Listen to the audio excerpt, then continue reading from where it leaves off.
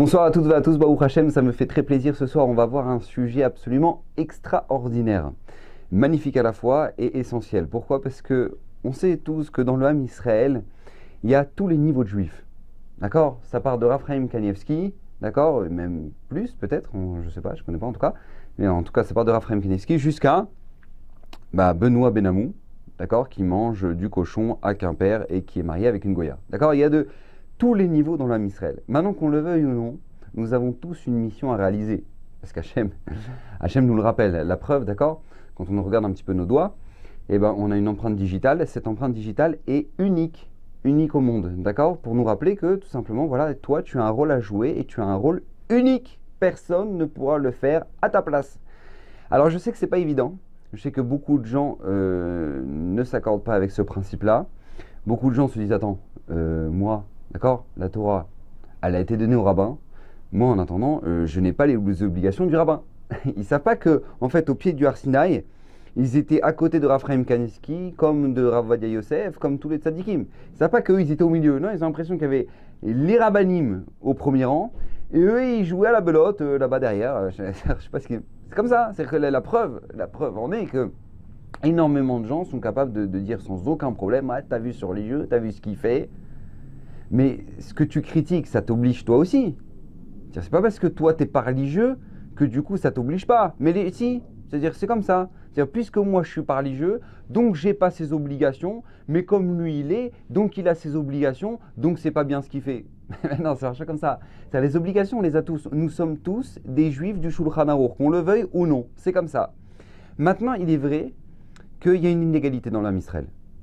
Je sais que vous savez tous qu'on a grandi en France et on a grandi avec la culture européenne qui est la culture des droits de l'homme.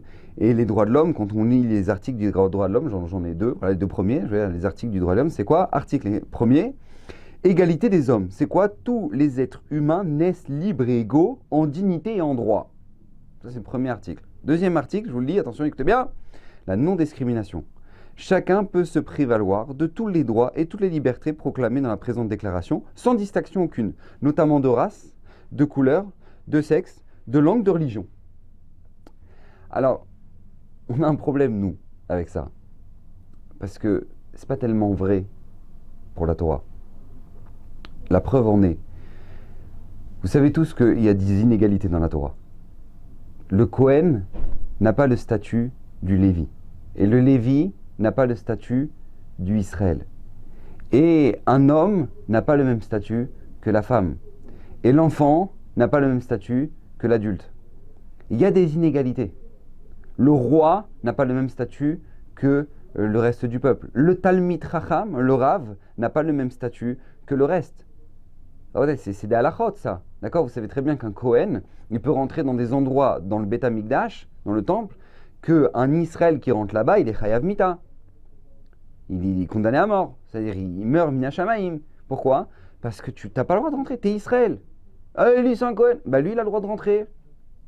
Et le Kohen Gadol avait le droit de rentrer dans des endroits, dans le Kodesh HaKodashim, que le Kohen idiot, que le simple Kohen n'avait pas le droit d'aller.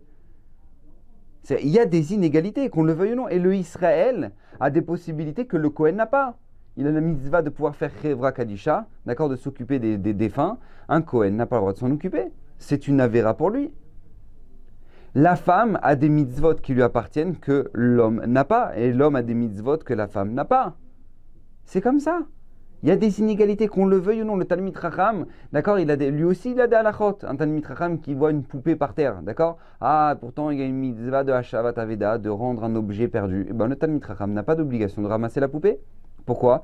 Parce que son Mahamad, son statut de Talmid Chacham, tout simplement le rend inapte à pouvoir faire cette mitzvah. Parce que lui, comme il représente l'image de la Torah, c'est pas kavod pour lui de faire ça. Donc du coup, il a le droit de continuer sa route, ce qui est un interdit pour un Israël.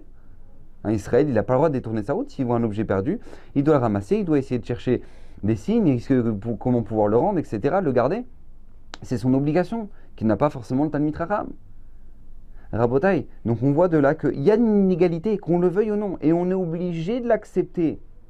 Je sais qu'on a grandi dans une société qui nous fait comprendre l'inverse, que non, on est tous égaux, tout le monde se vaut, tout le monde est pareil, les femmes et les hommes, et tout le monde est... Mais c'est faux, c'est faux. Acceptez que c'est faux. La première raison pour laquelle il faut accepter que c'est faux, c'est parce que tout simplement, ça nous permettra de ne pas perdre notre temps. Parce que énormément de gens perdent leur temps avec ce genre de principe. Ils disent non, on est tous pareils, on est tous... Mais pourquoi? Regardez, la Torah elle nous montre, elle nous aide à ramener des preuves de gens à qui la mission qu'ils ont voulu prendre ne leur correspondait pas et ils ont perdu leur vie. Le premier, c'est Esav. Esav, lui, c'était le Bechor, il est né le premier, mais maintenant, sa mission de Bechor ne lui correspondait pas du tout. Parce que son comportement ne correspondait pas avec la mission qu'il avait. Donc il était clair que c'était à Yaakov de le faire. Mais même son père Yitzhak va lui dire, il a bien fait ton frère de l'avoir pris, parce que ça lui correspond plus qu'à toi. Eh bien Rabotai, il va avoir la haine, mais la haine toute sa vie. Il va super mal vivre ce principe-là. Que quoi? Non, mais non, ça me revient, je comprends pas, c'est moi le... Mais ça te correspond pas, tu vas pas avec. T'es à la yeshiva toute la journée en train d'étudier, c'est pas ta mission, ça te correspond pas, toi t'as une autre mission, accepte-le. Ah bah non, je suis pas d'accord, c'est à moi de le faire, pour qu'il se prenne lui, etc. Et il va perdre sa vie à avoir de la haine, à avoir de... Mais jusqu'à la mort de Yaakov. Il va pas le lâcher, il va se mettre devant le tombeau pour empêcher Yaakov de se faire enterrer. C'est jusqu'au bout. Pourquoi? Parce qu'il n'est pas prêt à accepter que cette mission-là correspond plus à Yaakov qu'à lui. Pareil, deuxième exemple, Korach. Korach, il était un Kohen extraordinaire. Il était un Kohen extraordinaire. Il était un Kohen qui était la Chavruta de Aaron. Aaron un Kohen, c'était un Lévi, excusez-moi, Korach c'était un Lévi, qui était Chavruta avec Aaron un Kohen. Il était un homme qui avait le mérite de transporter le Aaron Abrit, l'arche sainte.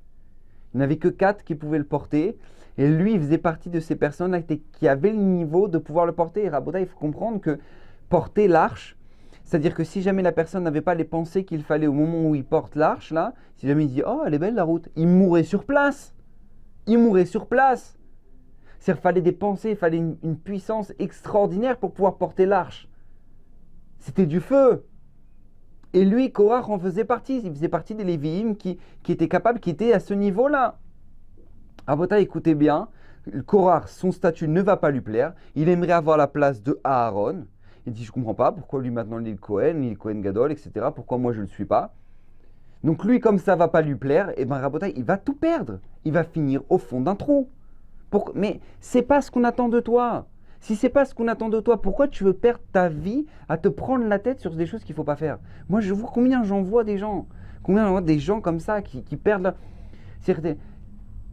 la femme, le statut de la femme.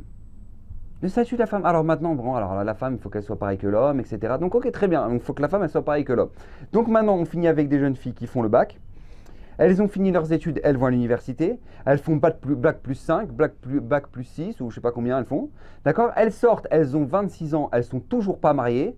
Maintenant, bravo, on peut leur serrer la main. Elles sont patrons d'entreprise, elles ont leur voiture de fonction, bravo, bravo. Elles sont devenues des vrais hommes, d'accord? Mais elles ne sont pas mariées. Elles font peur aux hommes. Elles font très peur aux hommes. Parce que les hommes, ils disent, mais attends, moi je ne vais pas me marier avec elle. J'arrive quoi? Je ne peux pas me marier avec elle, c'est un patron. C'est-à-dire que moi, quelle place je vais avoir? C'est-à-dire que c'est la femme qui va te dire, attends, oh, j'ai pas compris, si tu commences à broncher dans ma maison, moi je me casse, d'accord? J'ai mon salaire, j'ai ma voiture de fonction, j'ai mon truc. Mais ces femmes-là, elles font très peur aux hommes. Elles me disent, attends, mais à quoi je sers, moi? C'est-à-dire, moi, je suis un tableau dans sa maison. C'est-à-dire que maintenant, elle a déjà sa vie, elle a déjà son statut, etc. Maintenant, moi, elle a besoin d'un mari. Donc, elle va me ramener, genre, comme j'ai besoin d'un tableau en plus dans le salon, alors il y a besoin d'un mari. Oh, elle va ramener le mari. Maintenant, il plaît pas, il saute. Mais où on a vu ça? Où on a vu ça? Ça a déjà existé, ça, dans les générations précédentes? Ça n'a jamais existé. Alors vous allez dire, oui, le Rav Gobert, il est en train de dire que de toute façon, il faut que les femmes, elles restent enfermées dans la maison, qu'elles restent à la cuisine, et qu'elles restent à faire des gâteaux pour son mari, et qu'elles restent à faire des bisous à ses enfants. Alors c'est vrai, tout le monde n'est pas au niveau d'être une maman. C'est vrai, je ne savais pas jusqu'à cette génération, mais tout le monde n'est pas au niveau d'être une maman, il paraît. Que c'est devenu un complexe d'être une bonne maman, c'est-à-dire que d'être une maman qui s'occupe de ses enfants, qui n'a de tête que pour ses enfants, pour son mari, pour sa maison, et ben maintenant c'est devenu source de complexe, Rabodaï. Dans notre génération, c'est-à-dire que les femmes qui disent « Quoi, t'es à la maison? Vous connaissez le coup de téléphone? Alors tu fais quoi toi maintenant? Ah, t'as arrêté de travailler? Ah, mais ça veut dire quoi? C'est tu restes à la maison? Vous connaissez ça? Ce coup de téléphone là? Cette réflexion? Ah, ça veut dire que c'est-à-dire toute la journée t'es chez toi? Mais j'ai pas compris. J'ai pas compris. C'est la pauvre, genre, la pauvre, oh là là, ah, la pauvre, tu te rends compte maintenant, c'est alors Kilou, elle a le cancer, tu vois, alors elle est restée chez elle, elle reste chez elle, elle a des trucs. Mais comment on arrive à complexer des mamans, soi-disant par un argument les femmes, la liberté de la femme? Quelle liberté de la femme? Quelle liberté de la femme? En quoi une liberté a ramené l'enfer chez des femmes? Depuis quand maintenant on dit non, bah alors voilà, il faut que les femmes elles deviennent comme tout le monde, au même niveau que tout le monde, et qu'on a réussi à complexer des mamans? Mais alors c'est quoi ça? Comment on appelle ça? C'est une liberté ça? Mais c'est le plus grand ratage qui existe. Mais bon, c'est comme ça, c'est-à-dire il faut que maintenant, il faut que maintenant la femme ait la même place que l'homme. Donc du coup, très bien. Donc maintenant, on se retrouve avec des jeunes filles qui maintenant, au lieu de penser avec qui elles vont se marier, comment elles vont construire leur maison, quels enfants elles vont avoir, comment elles voient leur maison, elles arrivent à 24 ans, 25 ans, 26 ans, elles ne savent toujours pas. Mais par contre, ce qu'elles savent, c'est qu'elles vont droit vers le master, elles vont droit vers le NBA, elles vont droit vers... Je comprends pas, c'est où on est arrivé. Les gens ne savent plus leur place. Les gens ne connaissent plus leur place. Ils ne savent plus quelle est leur mission première. Je ne dis pas qu'encore une fois qu'il ne faut pas travailler. Je ne dis pas qu'une femme n'a pas le droit de travailler. Mais ça doit être juste un ajout dans sa vie. Mais il doit être clair où est l'essentiel. Où est l'essentiel? Sinon, c'est ce qu'on appelle un ratage. Rabotaille, il y a une inégalité. Cette inégalité, elle est nécessaire. Car chacun a sa mission à remplir. Vous savez ce que nous dit le Rambam? Le Rambam il dit chacun a la possibilité de devenir tzaddik comme Moshe ou Racha comme Yerovam ben Nevat. Maintenant, quand le Rambam il nous dit ça, j'espère que vous avez bien compris que le Rambam n'est pas en train de nous dire que quelqu'un pourra devenir un jour Moshe Rabbeinu. Personne ne pourra devenir Moshe Rabbeinu. Mais le Rambam lui-même le dit. L'Okam Israël, il n'y a pas un autre Navi dans les Shlosh Esrei Karim chez les Mouna, dans les 13 tribus de foi du Rambam, il ramène, il ne se lèvera jamais un prophète aussi grand que Moshe. Donc clairement, le Rambam lui-même le dit. D'accord? Donc, alors qu'est-ce qu'il veut le Rambam? Qu'on soit tzaddik comme Moshe ou Racha comme Yerovam? La réponse, elle est très simple. Une personne doit savoir qu'elle doit réaliser son potentiel tout comme Moshe Rabbeinu a su le réaliser et doit s'éloigner de rater son potentiel tout comme Yerovam l'a raté. Ça, c'est ce qu'on attend de nous. Avec ce qui t'est donné, avec tes moyens et tes possibilités, on attend de toi que maintenant tu te réalises entièrement. Ça, c'est ce qu'on attend. C'est ta mission. D'ailleurs, ce que nous dit Eliyahu Hanavi dans Pirkei des Rabbi, dans Tana de Eliyahu, Eliyahu Hanavi nous dit Chayav Adam Lomar Bechol Yom, un homme a l'obligation de dire chaque jour Matai Yagiu Maasai les Maaseh Avotai. Quand est-ce que mes actions atteindront celles de Avraham, Yitzhak et Yaakov? Ça, c'est un devoir qu'on a chaque jour de se dire quand est-ce que mes actions atteindront celles de Avraham, Yitzhak et Yaakov. Mais Rabotai, de ce qu'on temps mort. Avraham, Yitzhak et Yaakov, ils n'avaient rien à voir les uns avec les autres.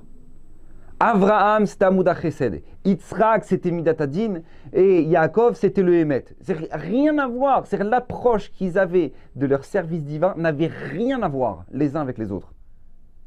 Mais ça n'empêche pas. Chacun, il avait son potentiel. Chacun, il avait sa mission à remplir. Il l'a remplie au maximum. Ils se sont réalisés au maximum. C'est ce qu'on attend de nous. C'est ce qu'on attend de nous. Vous savez, Yaakov Avinu, il est arrivé sur le Har Moria. Quand il était en route pour partir chez Lavan. Il est arrivé sur l'heure à Moria et là-bas il s'est couché. Et il s'est endormi. Et il a fait un rêve. Vous connaissez tous quel est le rêve? Le rêve c'était qu'il y avait une échelle qui montait jusqu'au ciel. D'accord? Et la Gemara dans Choulin, elle nous dit quelle était la taille de cette échelle. La Gemara dans Choulin nous dit que la largeur, pas la hauteur c'était jusqu'au ciel, mais la largeur de cette échelle, elle était de 8000 parsaot. D'accord? Bonne échelle, d'accord? Alors pour vous donner une petite notion, une parsa, selon l'avis du Chazon Ish, d'accord, c'est 4,6 km. Donc c'est-à-dire qu'en fait, elle faisait 36 800 km de large. En gros, presque tout le rayon de la Terre. Une fois, mon Rav Ravel Hanan, quand il m'a dit, mais pourquoi il fallait que cette échelle, elle fasse 36 800? C'est-à-dire presque le diamètre de la Terre, la largeur de l'échelle. Pourquoi? Pour nous apprendre une leçon. Là où un juif se trouve, on lui demande de monter à l'échelle. Écoutez bien ce que je vous dis, c'est essentiel et c'est la base du judaïsme. C'est la base. On n'attend pas de toi que tu deviennes Moshe Rabbeinu. On attend que tu te réalises comme Moshe Rabbeinu s'est réalisé. Je m'explique. Il y a une personne qui va naître à Bnei Brak, d'accord, et qui va grandir dans les genoux de Raphaël Kanevski. Il va naître à l'échelon 200. Parce qu'il est né à Bnei Brak, déjà dans la religion, Baruch Hashem, depuis qu'il est petit, il a pris les Mishnayot. Il a grandi à l'échelon 200. On attend de lui qu'il atteigne l'échelon 400. C'est ce qu'on attend de lui, qu'il grandisse de 200 échelons. À côté de ça, tu as Marlouf Shishportish, d'accord, qui a grandi à Quimper. À Quimper, c'est-à-dire qu'il a grandi au niveau 0 de l'échelle. Au niveau 0 de l'échelle. Mais on n'attend pas de lui qu'il atteigne le niveau 400. On attend de lui qu'il arrive au niveau 200. Les deux, qu'ils soient nés à Bnei Brak, qu'ils soient nés à Quimper, ont une mission. De grandir, de monter 200 échelons. C'est ce qu'on attend de eux. C'est leur mission. Si les deux mettent les mêmes efforts pour réaliser cette mission-là, ils auront la même place dans le Gan Eden. La même.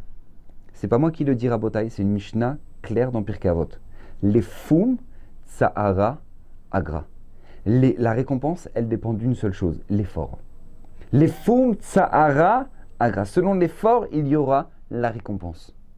Si la personne a grandi à Quimper, à l'âge de 18 ans, elle va connaître ce que c'est qu'être juif. À l'âge de 20 ans, elle va voir pour la première fois un sidour. À l'âge de 25 ans, un chumash. À l'âge de 30 ans, la première Mishnah. Mais il va finir sa vie, peut-être qu'il aura fait une page de Gemara. Peut-être que c'est ça il aura juste fait ça, une page de Gemara. Et bien cette personne, elle a mis autant d'efforts pour s'approcher d'Hachem que l'autre personne qui se trouve à Bnei Brak et à qui on attend de lui d'arriver à l'échelon 400 et d'être le Gadol Hador. Et bien tout simplement, les deux seront au même endroit dans le Gan Eden. Parce que ce qui nous intéresse, c'est d'où tu es parti et où tu es arrivé. Ça, c'est ce qui nous intéresse. Tu as ta mission à toi, tu ne corresponds pas à tous les autres. Tu as ta mission personnelle à réaliser. On attend que tu la réalises. Vous savez, une fois, le Rav Naftali Amsterdam. Le Rav Naftali Amsterdam, c'était un des grands élèves du Rav Israël Salanter. Et une fois à Purim, il avait bu, il était sous. Et à ce moment-là, il commence à dire au Rav Israël Salanter, si moi, j'avais la crainte de toi, mon maître, du Rav Israël Salanter, si j'avais la crainte d'Hachem que toi tu as, et si j'avais la dvekout, c'est-à-dire la proximité avec Hachem, du bal Ayesod Veshoresh Avoda, c'était un très très grand sadique. Et si j'avais la lame d'Anout, c'est-à-dire l'assiduité dans l'étude du Gaon de Vilna, et si j'avais la tête du Shagatarié, et bien tout simplement, je serais le plus heureux. À ce moment-là, Rav Israël Salanter lui a dit non, tu es Naftali et tu dois devenir Naftali. C'est ce qu'on attend de toi. On n'attend pas que tu aies le cerveau du Gaon de Vilna. On attend qu'avec ton cerveau et tes moyens qui t'ont été donnés, tu te réalises. C'est ce qu'on attend de toi. Rabotai, je vous dis honnêtement, c'est pour ça qu'il faut être très vigilant en tant que parent. Très vigilant. Parce qu'il y a des parents, ils tuent leurs enfants avec des histoires de tzadikim. Oui, je vous le dis, ils tuent leurs enfants avec des histoires de tzadikim. Tout simplement. Vous savez comment ? Je vais vous expliquer. Le but des sipourets de tzadikim, le but des histoires des tzadikim, de nos sages, c'est tout simplement nous amener à vouloir leur ressembler. Ils nous ont montré un chemin et on aimerait réaliser le même chemin qu'eux. Mais le problème et le danger, c'est que bien souvent, ça peut écarter. Parce que les enfants ne se sentent aucun rapport avec ce tzaddik. Et qu'est-ce qu'ils rentrent ? Ils rentrent dans un esprit de dire j'arriverai jamais. J'arriverai jamais. Je donne un exemple très simple, concret, vous allez comprendre. Il y a une histoire du Roi Chaim Akadosh. Le Roi Chaim Akadosh, il était au Maroc. Maintenant, le Roi Chaim Akadosh, vous savez qu'il était bijoutier. Il avait une force très particulière pour faire des bijoux en or, etc. Il était très connu au Maroc pour ça. Tellement connu qu'un jour, le roi du Maroc lui a fait une commande. Donc il a envoyé sa commande au Roi Chaim Akadosh qui voulait des bijoux pour le roi. Vous imaginez un peu combien il va payer le roi, d'accord ? Le chèque patois, c'est-à-dire le chèque, aucun problème. Maintenant, donc, on envoie un envoyé chez le Roi Chaim Akadosh pour lui dire, le roi demande des bijoux, est-ce que tu serais prêt à les faire ? Et à ce moment-là, le Roi Chaim Akadosh répond, non, je suis désolé, je ne peux pas prendre la commande. Il dit pourquoi? C'est une commande pour le roi. Il dit parce que tout simplement, ce mois-ci, j'ai assez travaillé pour avoir de quoi me nourrir jusqu'à la fin du mois. Donc maintenant, j'étudie la Torah. Je n'ai plus le droit de travailler puisque j'ai assez de quoi. Si j'ai assez de quoi manger, donc tout simplement, je prends sur moi d'étudier la Torah et je ne veux pas continuer à travailler. Alors il regarde, il dit mais tu sais que c'est le roi. Le roi, c'est-à-dire pour lui dire une chose comme ça, j'espère que tu as des épaules. Il dit mais il n'y a pas de problème, on me ramène devant le roi. Excusez-moi. On l'amène devant le roi. Le roi du Maroc le regarde, il dit dis-moi, tu connais la fosse au lion? T'as dit quelque chose ou tu vas aller faire mes bijoux? Alors Chaim Kadosh lui dit regarde, mon roi, avec tout le respect, je suis désolé, mais moi je dois étudier la Torah. Balancez-le dans la fosse au lion. Donc le roi Chaim Kadosh finit dans la fosse au lion. Maintenant là-bas dans la fosse au lion, aucun lion le mange, des trucs miracles incroyables, etc. Et de là il est sorti le Ora Chaim Kadosh. Très bien. Maintenant on raconte une histoire comme ça à nos enfants. D'accord? Alors, qu'est-ce que vont faire les parents? En général, ils vont dire ouais, t'as vu comme c'est un sadique, tu te rends compte, les lions, ils n'ont pas croqué et tout, incroyable, il était tellement kadosh que les lions, ils n'ont pas croqué. Maintenant, comment tu veux que ton enfant, il soit touché par cette histoire? Lui, la conclusion de cette histoire que l'enfant va comprendre, ça va être tout simplement, je ne serai jamais le roi Chaim Kadosh. Parce que quand moi je vais au zoo, d'accord, et que je suis à 200 mètres de la cage du lion, déjà, moi, j'ai très peur. Donc le roi Chaim Kadosh, il a des milliards de kilomètres de moi là. Rabotai, c'est pour ça qu'il faut être extrêmement vigilant. Sur ce genre d'histoire, ce qu'on doit raconter à nos enfants, c'est pas ce point-là. C'est tout simplement le fait que le roi Chaim Kadosh, malgré le fait qu'il aurait pu gagner beaucoup d'argent et que le roi était prêt à lui donner énormément d'argent pour faire ce travail-là, il a refusé parce que pour lui, l'essentiel c'était l'étude de la Torah. Voilà, ça c'est le point essentiel dans cette histoire. Ça, c'est le point qu'on doit retenir quand on raconte ça à nos enfants. Parce que ça, c'est quelque chose que nos enfants pourront faire. Et qu'on espère que nos enfants feront. Donc, puisque c'est jouable pour eux, donc ils se sentiront liés à cette histoire. C'est pour ça que, par exemple, des histoires comme Hillel Azaken, que Hillel, il était très pauvre, il n'avait pas de quoi payer l'entrée de la synagogue pour aller étudier, pour aller écouter les cours de Shmaya Ve'Aftalion, et qu'il c'était en plein hiver, et qu'il est monté sur le toit, et qu'il a écouté toute l'histoire tout le chiour sur le toit. Ça, c'est des enfants, c'est des histoires qu'on peut raconter à nos enfants parce que ça montre combien ces tzadikim là, c'est pas qu'ils ont fait des miracles incroyables, mais c'est parce qu'ils se sont donnés pour la Torah. Et ça, c'est ce qu'on attend de chacun de nous, de faire une messirut nefesh, d'être capable de se donner pour l'étude de la Torah. Ça, c'est un véritable message, et c'est un message pour tout le monde. Et nos enfants en particulier. Pourquoi? Pour leur montrer, regarde, si Hillel, il est devenu Hillel, il est devenu un géant comme ça dans l'âme Israël, c'est parce qu'il a commencé comme ça. C'est parce que lui, il avait un tel amour de la Torah qu'il était prêt à s'endormir sur le toit de la Beth Knesset parce qu'il n'avait pas quoi payer, parce qu'il voulait écouter le shiur. Ça, c'est une véritable leçon qu'on doit donner à nos enfants. Et c'est pour ça qu'on doit être très vigilant parce que le niveau de chacun est personnel. Le niveau de chacun est personnel et la Torah nous aborde les mitzvot comme ça d'ailleurs. Je vous donne un exemple très simple, c'est marqué dans la paracha de Kedoshim. C'est-à-dire que lorsque maintenant vous allez sacrifier un sacrifice rémunératoire, d'accord, un korban, à Hachem, vous allez faire en sorte que ce soit un agrément devant Hachem, c'est-à-dire que ce soit agréable, qu'il soit agréé par Hachem. D'accord? C'est notre mission quand on offre un korban. Maintenant Rashi donne deux explications. Écoutez bien, deux explications Rashi. Deux mondes. Deux explications, deux mondes. La première, Trilat Zvichato te almenat nachat. C'est-à-dire, comment tu peux comprendre déjà cette mitzvah-là, d'offrir un korban qui soit agréé aux yeux d'Hachem? Tout simplement qu'au moment où tu offres ce korban, tu dois penser, tu dois espérer qu'Hachem veuille accepter ton korban. Tu dois vraiment essayer de faire ce travail-là, qu'Akadosh Baruch Hu, il soit fier de toi, il soit fier de recevoir ce korban, il soit fier de ce que tu es devenu, de ce que tu as réalisé. Ça c'est le niveau dont nous parle Rashi. Comme ça nous explique la première explication de Rashi de la mitzvah de ramener un korban. Très bien. Deuxième explication. Verabotenu lamdu mikan limitasek bekodashim shepasul shetsarir shetkavel nishrot. C'est-à-dire que quand maintenant le passage qui nous parle qu'il soit un agrément, ce korban-là, aux yeux d'Hachem, tout simplement, vous savez comment il doit être un agrément? Tout simplement, quand tu lui fais la shrita, fais-lui la shrita en pensant que tu fais la shrita à un korban. Pas que tu es en train de couper un tronc d'arbre. Non, tu penses que déjà, voilà, là, je suis en train de faire la mitzvah d'offrir un korban à Hachem. Voilà. C'est-à-dire que Rachid te donne deux explications, mais deux niveaux complètement. Mais comment on peut comprendre une chose pareille? La réponse, c'est que Rachid parle à deux types de juifs. D'un côté, tu as des juifs qu'on attend de eux qu'une seule chose. Voilà, quand tu offres un korban, on attend juste de toi qu'au moment où maintenant tu vas faire la shrita, fais la shrita avec la kavana que tu offres un korban. Et il y a des tzadikim qui vont offrir un korban et on attend de eux quoi? Que tout simplement, au moment où ils vont offrir leur korban, qu'ils se soucient, que Akadosh Baruch Hu le verrait véritablement et qu'ils se soient agréés devant Hachem. Parce que c'est vrai que c'est une mitzvah, mais c'est deux niveaux.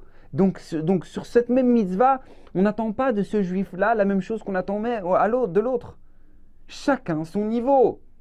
Il y a des gens pendant la tefila, on n'attend qu'une seule chose, c'est qu'on attend que leur premier niveau, ce soit que déjà qu'ils ne touchent pas leur téléphone pendant la tefila. Voilà, déjà. Ça, c'est déjà quelque chose de grand. On attend, voilà, c'est des débutants, ils viennent de commencer dans la Torah, les mitzvot, c'est déjà dur de venir prier, etc. On attend déjà de savoir mettre leur téléphone de côté quand ils prient. Ça, c'est le premier niveau qu'on attend d'eux. Mais il y a des gens, on attend d'eux un autre niveau. Comme le Rav Pinkus, d'oublier complètement où est-ce qu'il était. Le Rav Pinkus, vous imaginez un peu, il était à Ben Gurion une fois, il devait prendre son avion pour les États-Unis, il devait partir aux États-Unis, voyager, et il était en train d'attendre, donc d'accord, vous voyez, là il y a l'embarquement, quoi, il est en train d'attendre maintenant d'embarquer dans l'avion, il se dit, ah bah ça va, j'ai un peu de temps, j'ai le temps de prier, il a commencé sa Hamida, mais il était tellement dans sa Hamida qu'il n'a même pas fait attention qu'on l'appelait, qu'au micro, les hôtesses, elles l'appelaient, bonjour, monsieur Pinkus s'est appelé pour monter dans l'avion, pour embarquer, dernier appel pour monsieur Pinkus, etc., et qu'il a raté son avion. L'avion, il est parti devant lui, il était dans la Hamida. Il fait 3 pas en arrière. Oh, c'est Shalom Bimroavia, c'est Shalom Aleinu. Il a vu l'avion est parti. Rabota, et ça, c'est ce qu'on attend du Rav Pinkus. C'est-à-dire que c'est un niveau de tefila tellement élevé qu'il est complètement déconnecté. Mais on n'attend pas ça de tout le monde.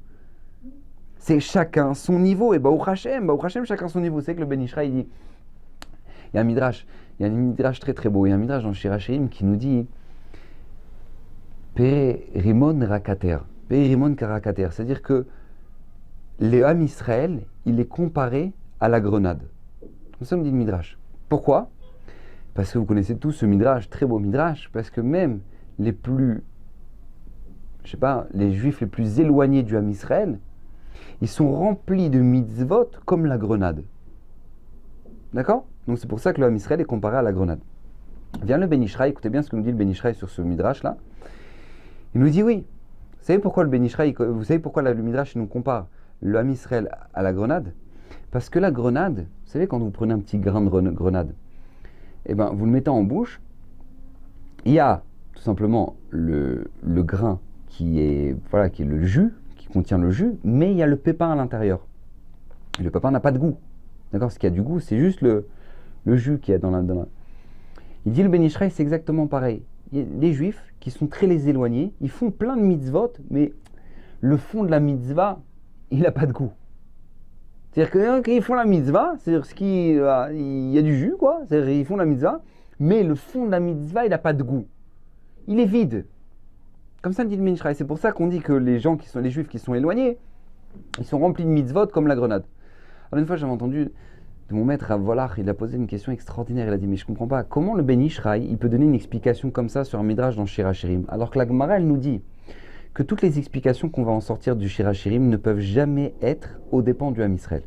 C'est-à-dire que c'est toujours un message d'amour, Shir HaShirim. Donc que ce soit à travers le midrash sur Shir HaShirim, à travers, peu importe, l'explication de Shir HaShirim, c'est toujours un message d'amour qu'Hachem a pour le Ham Israël. Donc comment le Ben Ishraï, il peut venir expliquer le midrash de Shir HaShirim en expliquant qu'en fait, tu vois, les juifs qui sont éloignés, en fait ils font des mitzvot, mais au fond, il n'y a pas de goût, quoi. Comment il peut dire ça? Et en fait, il explique quelque chose d'extraordinaire. Il explique que c'est ce qu'Hachem attend. La kavana du Ben Ishraï, l'intention du Ben Ishraï dans son explication, c'est qu'en fait, c'est ce qu'Hachem aime. Il y a des gens qui sont tellement loin que Hachem attend quoi de eux? Juste qu'ils fassent la mitzvah. Qu'ils fassent la mitzvah. Ah, ils n'ont pas eu la kavana, ils n'ont pas eu la pensée, ils n'ont pas eu le truc. Ils ont fait la mitzvah, ils ont fait Birkat Amazon. Ah, ils n'ont pas eu les kavana, ils ont fait Birkat... Déjà, ils ont fait Birkat Amazon. Baruch Hashem, déjà, ils ont fait Birkat Amazon, c'est déjà quelque chose de grand. C'est Baruch Hashem. C'est déjà quelque chose de grand, c'est ce qu'on attend d'eux.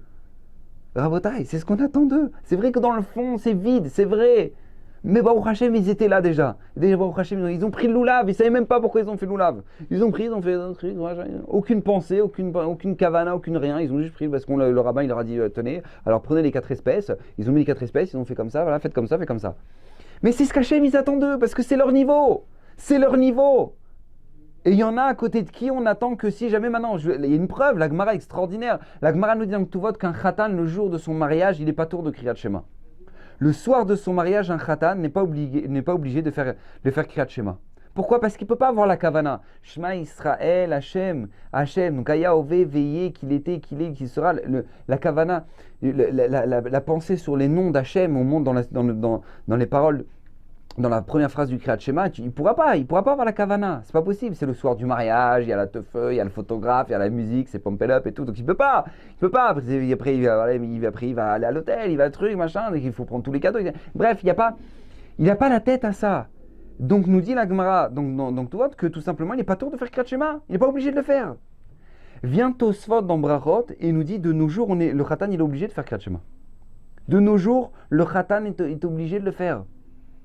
Demandez mes fâchés, mais comment Tosfot il peut dire une chose pareille? Je comprends pas, ça vient contredire une Gemara. Parce qu'en fait, tout simplement, il nous dit Tosfot que de nos jours, les gens, ils n'ont pas la kavana qu'avaient les Amoraïm et les Tanaïm à l'époque de la Gemara.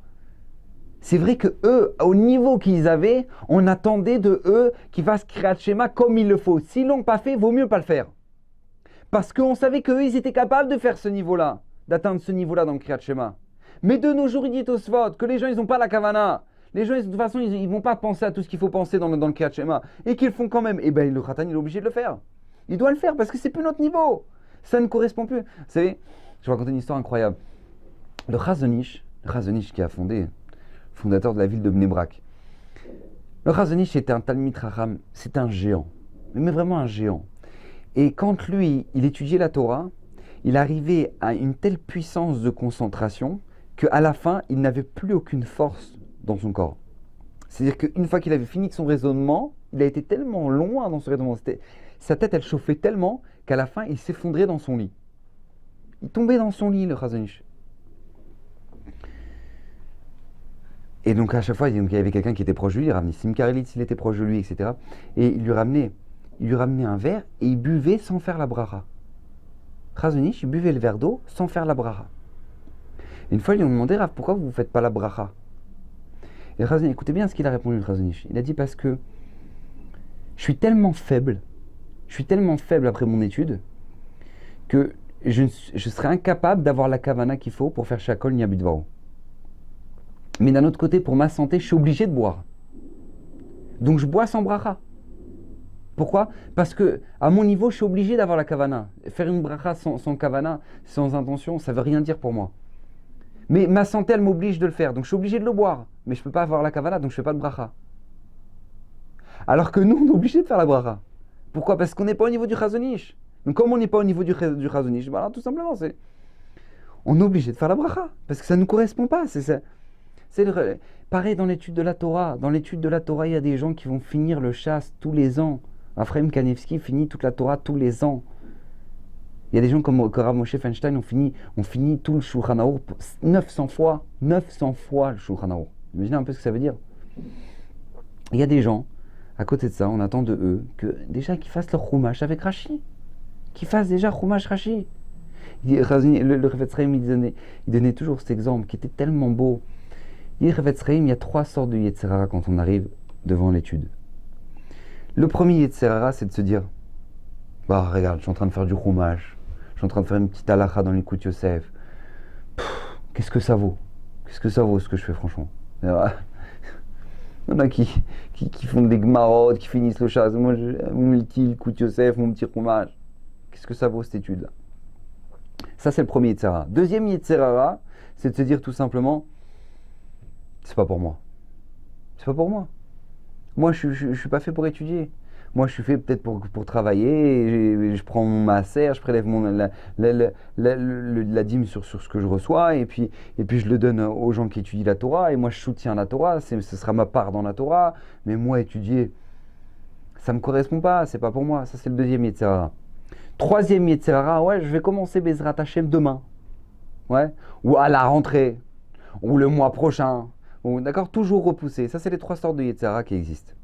Il dit le Chafetz Chaim, c'est pour ça que dans le schéma, regardez le deuxième pasuk, Vayim shamu et tishmu el mitzvot, non, Va'avta et Hashem Elokecha bechol levavcha uvechol nafshecha uvechol modecha vehayu, et ce sera hadvarim ha'ele asher anochi metzavecha ayom, et ce sera hadvarim ha'ele, ces paroles-là, celle-ci là, celle-là là, que tu as devant toi là, ces paroles, ton chumash là, ton Ilkut Yosef que tu es en train d'étudier maintenant, cette petite étude là que tu as maintenant, Vayu hadvarim ha'ele Asher Anochim et Savecha, à toi, quand Ayom. Dans un pasuk, nous dit le Chafetz Chaim, Hachem a répondu à ces trois sortes de Yetzirah. Ne dis pas que ce que tu étudies, c'est pas assez, et qu'est-ce que ça vaut ton étude de Chumash, et tu devrais faire plus.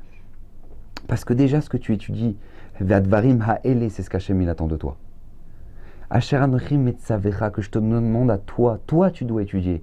Ne commence pas à dire, ouais, attends, moi je vais pas étudier, mais bon, je vais soutenir la Torah, parce que voilà, en soutenant la Torah, c'est sûr que c'est quelque chose de grand. Mais Hachem, il te demande quand même à toi de travailler. Il te demande à toi, Asher Anochim Metzavecha, que je t'ordonne à toi. Quand? Ayom, aujourd'hui. Aujourd'hui. Ne pas se dire, de toute façon, ouais, il y a tellement mieux que moi, qu'est-ce que ça vaut, de toute façon, moi je vais faire.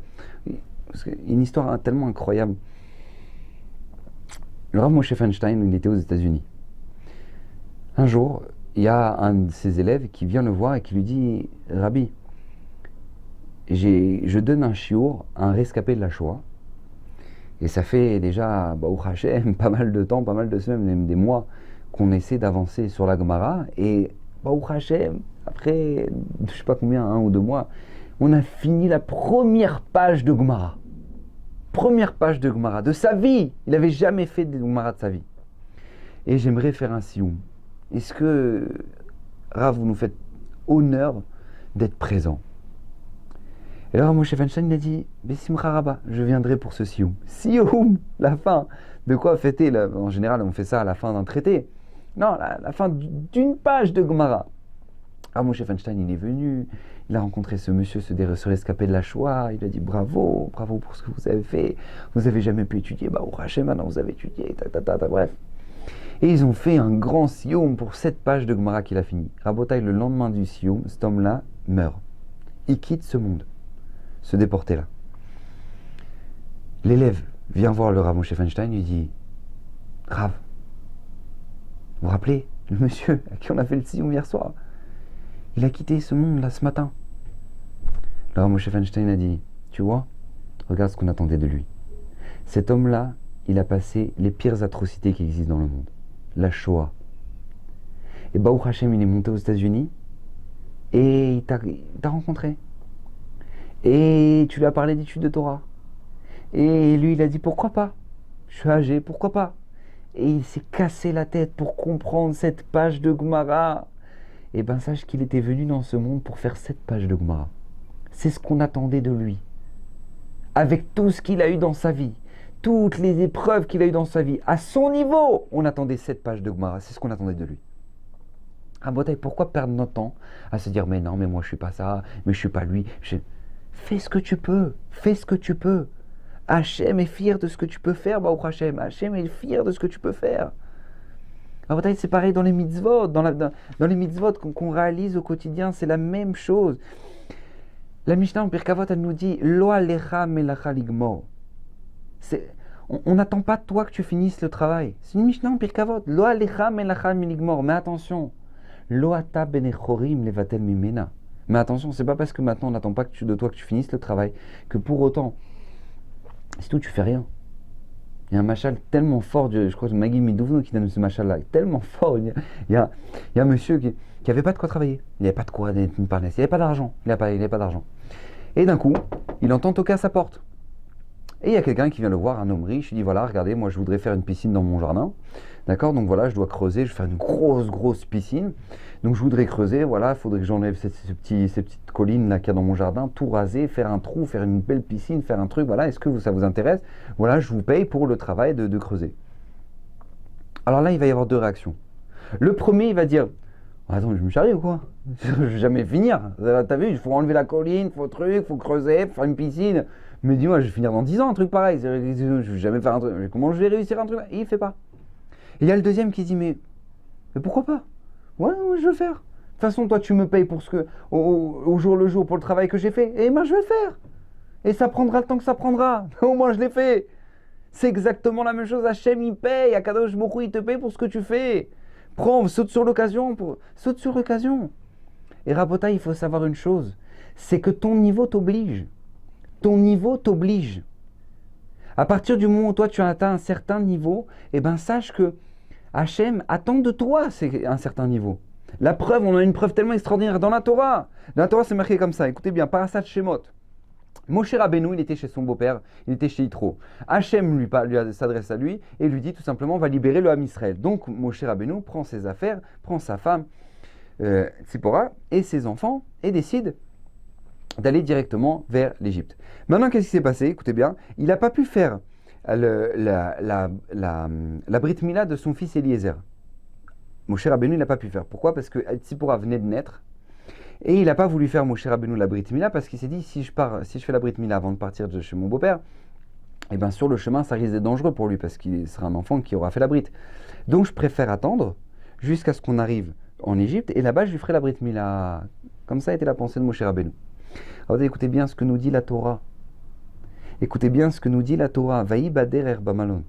Ce fut lorsqu'ils partaient en chemin et qu'ils sont arrivés dans un malon, un endroit de campement. Veivgeshu Hashem veivakesh ha'amito. Hashem a vu Moshe et a décidé de le tuer. Pasuk parashat Shemot. Hashem a voulu tuer Moshe. Ça veut dire quoi, nous dit Rashi? Puisqu'il a tardé de faire la Brit Mila de son fils, donc Hashem a fait en sorte que Moshe soit attaqué par un serpent. Et le serpent va avaler Moshe jusqu'à l'endroit de la Brit Mila. Après, il va recracher Moshe, il va ravaler Moshe par les jambes jusqu'à l'endroit de la Brit Mila, jusqu'à ce que Tzipora comprenne qu'en fait c'est à cause de la Brit Mila. Tzipora va faire la Brit Mila de Eliezer, et grâce à ça, la vie de Moshe, elle va être sauvée. J'ai pas compris. Temps mort. J'ai pas compris. Moshe Rabbeinu, il a fait une avéra là maintenant. Moshe Rabbeinu, il a pensé à la santé de son fils. Moshe Rabbeinu, il a pensé à la santé d'Eliezer, son fils. Il a dit, je peux pas lui faire la Brit, il va être en danger. Maintenant, lui, il était en chemin. Maintenant, il arrive là-bas. Il arrive à l'endroit où maintenant il y avait un campement. Il s'arrête. Là, Kadosh Baruch Hu lui dit, tu devrais faire la Brit. Là, tu tardes trop. Tu devrais faire la Brit maintenant. Et alors, s'il n'a pas fait la Brit, c'est pas une faute volontaire. C'est pas que Moshe ne veut pas faire la Brit à son fils. C'est juste que, voilà, il a pensé que maintenant, peut-être tarder un petit peu plus, etc. Mais c'est une faute involontaire. Rabota, écoutez bien ce que nous dit la Gemara. Tzadikim, jgagot naase lahem kesdonot. Les tzadikim, leur faute involontaire, elle leur est comptée comme une faute volontaire. Pourquoi? Parce qu'à leur niveau, on attend de eux de ne faire aucune erreur. C'est ce qu'on attend de eux. Et il y a des gens à côté de ça, on ne leur reproche pas des avérotes qui, a priori, sont plus graves que ça. Rabota, ils sont plus graves que ça. Vous imaginez un peu? Plus grave que ça. Je vous donne un exemple très simple. Il y a le Kohen Gadol le jour de Yom Kippour, il rentre dans le Kodesh HaKodashim. Kohen Gadol, le jour de Yom Kippour, il rentre dans le Kodesh HaKodashim. S'il a une pensée qu'il ne faut pas, c'est pas une mauvaise pensée. Il doit avoir des pensées, et s'il n'a pas ces pensées-là, Rabotai, il meurt sur place. Il Gadal Vidkalash Shemeraba, il est mort, le Kohen Gadol. Cet endroit-là, il est fatal. À côté de ça, tu as Marlouchish Portiche qui est là-bas à Natania, d'accord? Que lui, maintenant, il se lève le jour de Yom Kippour, il s'est réveillé à 10h, bon, détente, d'accord? Il arrive à la synagogue au moment de Kriyat Torah, il va mourir sur place, lui? Il va mourir sur place? Il va pas mourir sur place. Hachem, il va avoir la miséricorde, il va avoir la patience, il va dire qu'il va se réveiller, Bezrat Hachem, il va finir par se réveiller. Et le Kohen Gadol, lui, non, il n'a pas eu la bonne pensée, on le tue direct. Parce qu'encore une fois, c'est pas le même niveau. Rabotai, c'est pas le même niveau. Le Kohen Gadol, on attend de lui quelque chose qui est tellement élevé que, Baruch Hashem, c'est-à-dire que lui, si jamais maintenant il a la chance de pouvoir rentrer dans le Kodesh HaKodashim, c'est des responsabilités. C'est des responsabilités. Rabotai, mais on ne sait pas seulement dans la Torah, ça. C'est un exemple qu'on vit tous au quotidien, dans le monde Chol. Il y a deux soldats. Il y en a un qui est pilote d'avion de chasse, d'accord? Il est pilote d'avion de chasse. Sa responsabilité, elle est fatale. Il n'a pas le droit à l'erreur. Il n'a pas le droit à l'erreur. Alors qu'il y en a un qui maintenant, bon, il est chauffeur, d'accord? Il est chauffeur à l'armée, il a pris un sens interdit.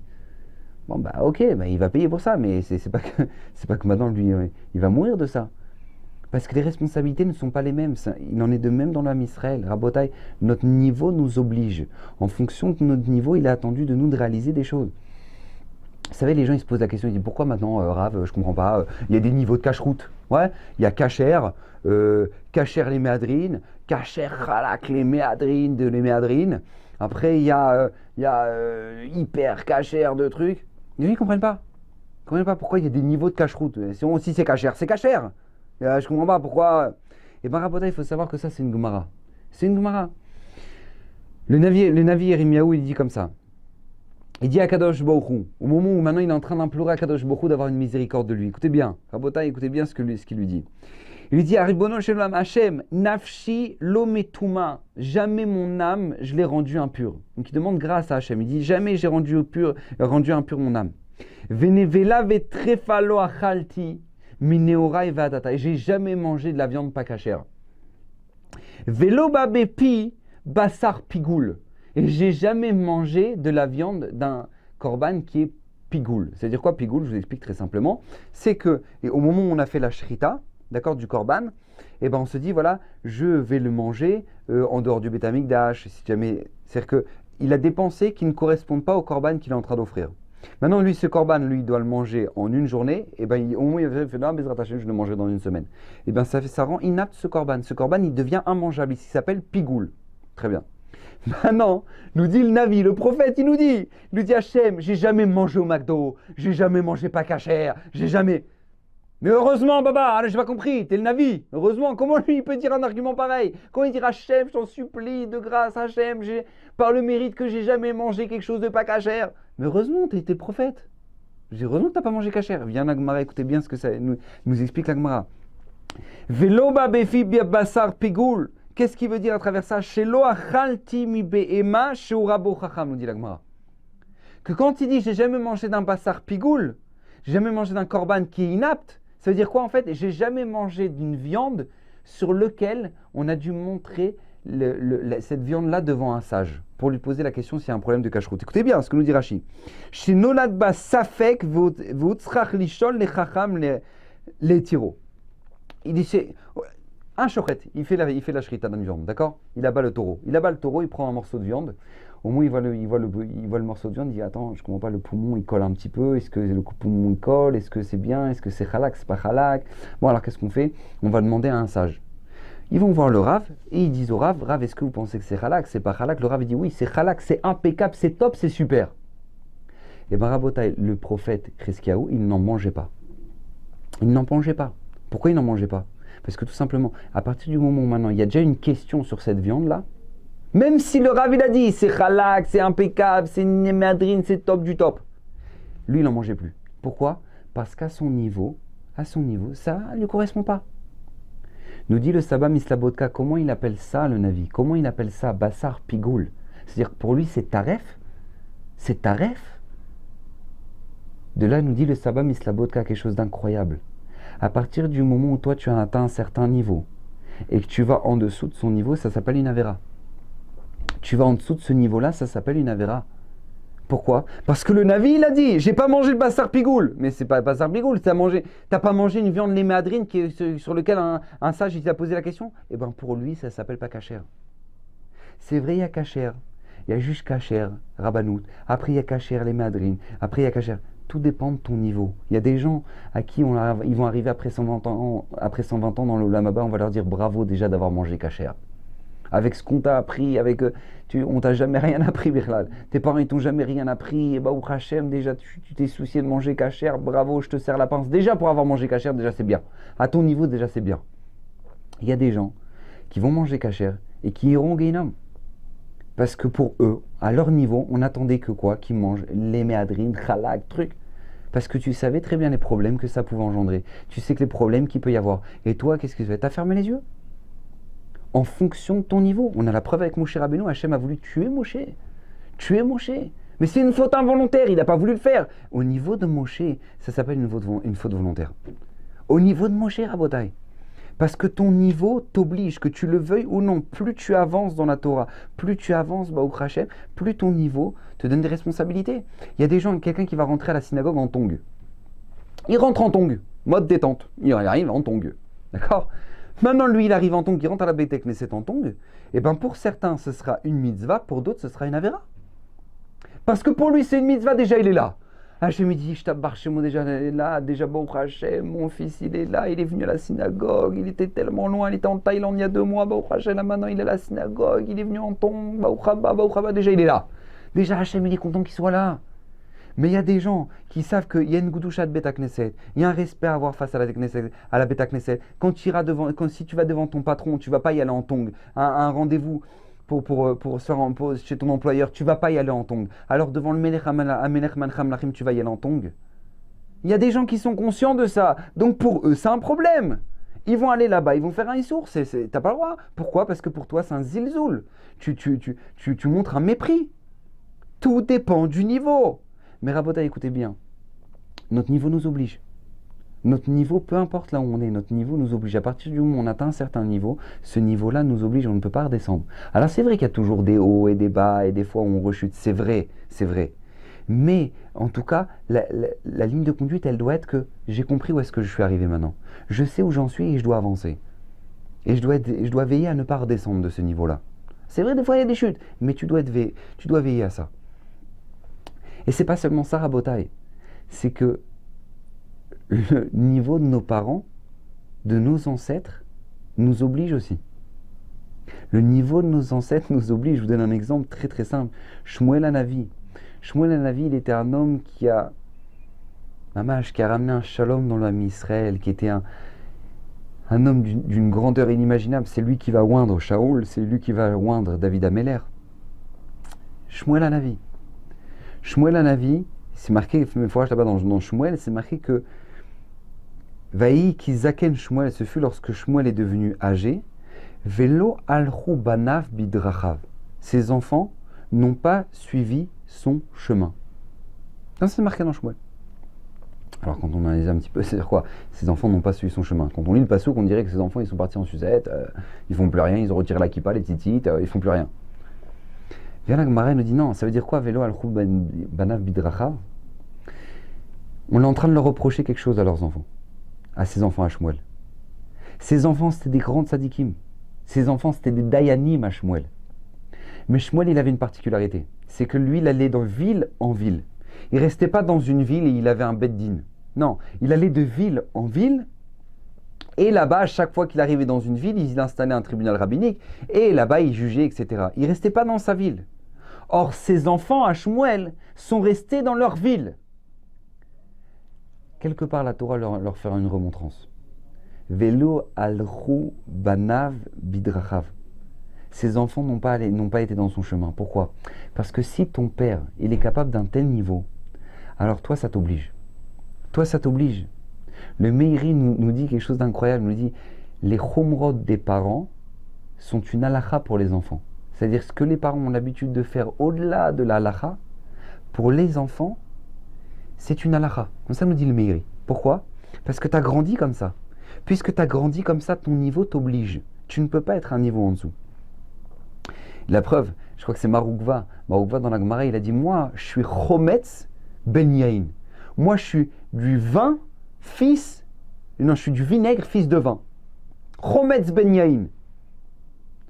Alors, pourquoi il parle comme ça de lui? Alors, il répond parce que tout simplement, moi, mon père, quand il mangeait un plat de viande, il attendait le lendemain pour manger du lait. Or, moi, j'attends 6 heures. Moi, j'attends 6 heures. Demandez mes farchim, mais j'ai pas compris. Alors, pourquoi il s'appelle du vinaigre face à son père qui est du vin? Non, toi, tu es du vin qui est très très bon. Tu fais la lara, tu as un très très bon vin. D'accord? Tu as un très très bon vin. Et ton père, c'était vraiment genre le vin de folie. D'accord? T'as un bon vin face à ton père qui était un vin de folie. Lui, il dit pas ça, Marouva. Il dit, moi, je suis du chomet, je suis du vinaigre, c'est-à-dire du vin qui a tourné face à mon père qui était du vin. Pourquoi? Parce que mon père, il attendait le lendemain pour manger du lait. Et Rabotai, c'est marqué nulle part dans la halakha de faire un truc pareil. C'est mentionné nulle part dans la halakha qu'une personne qui a mangé de la viande, il doit attendre le lendemain pour manger du lait. Nulle part, c'est marqué. Alors comment il peut dire sur lui-même que lui, il est du vinaigre? Parce que qu'on le veuille ou non, si c'est le niveau que tu as connu à la maison, si c'est le niveau avec lequel tu as grandi, ça t'oblige. Ton niveau t'oblige. À t'écart que le Shla Kadosh, il ramène dans la paracha de Bechukotai, il ramène un pasouk extraordinaire. Je vous lis le pasouk. C'est marqué comme ça, c'est marqué Vezachar Vezacharti et briti Yaakov. Ve'af et briti Yitzhak, et même de l'alliance de Yitzhak, ve'af et briti Avram Yitzkor. Va'aretz Yitzkor. Alors je vous mets un petit peu dans le contexte. Là-bas, dans Parashat Bechukotai, on est en plein au milieu des malédictions. D'accord? On est au milieu des malédictions du début jusqu'à la fin. Enfin, pas du début de la fin de la paracha, mais en tout cas, là, dans le contexte, là, on est dans les malédictions. Et en plein au milieu, il y a un pasouk. C'est quoi le pasouk? Vezacharti et briti Yaakov. Je vais me souvenir de l'alliance de Yaakov. Ve'af et briti Yitzhak, et même de l'alliance de Yitzhak. Ve'af et briti Avraham Yiskor, et même de l'alliance d'Avraham, j'en souviendrai. Demande le à Kadosh, mais pourquoi Kadosh Borou, il ramène ce pasouk-là, qu'il va se souvenir de l'alliance de Avraham, Yitzhak, Yaakov, en plein au milieu des malédictions de Bechukotai? Demande le mais ça va pas du tout avec. On dirait que là, maintenant, c'est un verset pour consoler le Ham Israël, qu'Hachem, il va se souvenir de nous. Il dit le shla, non. Vous savez pourquoi c'est mentionné dans les malédictions? Il dit le shla parce que ça aussi c'est une malédiction.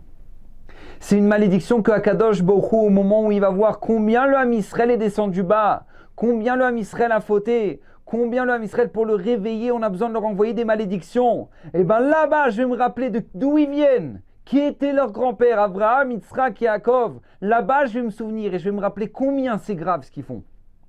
Pourquoi? Parce qu'en tant que descendant d'Abraham, Yitzhak et Yaakov, tu ne peux pas te comporter n'importe comment. Tu ne peux pas te comporter n'importe comment. Ton niveau t'oblige. Pourquoi je vous dis ça? Parce qu'on est dans une génération absolument extraordinaire. On est dans une génération où il est clair qu'on n'attend pas de nous d'avoir le niveau des Tanaïm. On n'attend pas de nous d'être au niveau de Rabbi Akiva, Rabbi Tarfon, même des Amoraïm de Abaye, Rava, qu'eux, ils étaient capables de faire Triatametim. Ils faisaient Triatametim, résurrection des morts. On n'attend pas ça de nous. On ne va pas te reprocher après 120 ans pourquoi tu n'as pas atteint le niveau de pouvoir faire résurrection des morts. C'est pas ce qu'on attend de nous. Et ce qu'on attend de nous au moins, c'est quoi? Est-ce que tu as fait Triatametim en disant bonjour aujourd'hui? Tu as vu quelqu'un aujourd'hui? Tu as vu quelqu'un qui n'était pas bien? Est-ce que tu as fait l'effort de dire comment tu vas? Ça va? Je peux t'aider? Ça va être reproché par contre. Pourquoi? Parce qu'à ton niveau, au niveau que tu as actuellement, maintenant, dans notre génération, c'est ce qui est attendu de nous. C'est ce qui est attendu de nous, parce que c'est ce qu'on est capable de faire. Rabota, il faut savoir, nous dit le Midrash, que la fin des temps, toute l'histoire du Ham Israël, ça va ressembler à une poterie. Il y a un moment où maintenant on est en train de prendre la glaise comme ça, on est en train de la former. Après on est en train d'en faire un pot, comme ça, un joli pot comme ça. Et là, on donne la forme au pot, etc. Tout ça, c'est les générations précédentes. C'était la génération du Beth Amikdash, la génération de Rabbi Akiva, la génération des Tzadikim, des Amoraïm. Ça, on est en train de former le Ham Israël. Le pot, il est en train de se former. Mais nous, on attend quoi de notre génération? Les finitions, les petits coups de pinceau. Le petit coup de pinceau bleu, rouge, pour rendre joli le vase. Ça, c'est ce qu'on attend de nous. Dit le Midrash, Gadol onsho shel Lavan mi onsho shel Techelet. Nous dit le Midrash quelque chose d'incroyable.